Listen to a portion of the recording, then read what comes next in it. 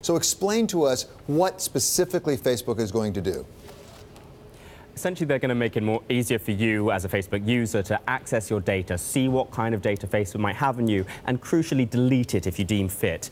This is, in some ways, kind of turning the tables a little bit. Facebook has a certain openness in terms of what they can see about you. Now you're seeing what that information is. What about transparency or openness in knowing with whom Facebook is sharing whatever data they have from me?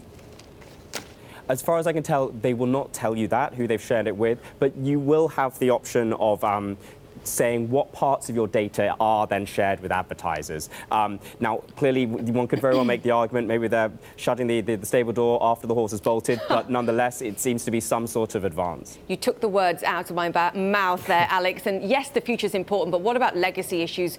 We know now, we believe that Mark Zuckerberg will testify before Congress. I kind of half wonder whether not saying anything at this point is more about safety rather than the things he could say, perhaps, to get himself into further hot water. What do we know about this?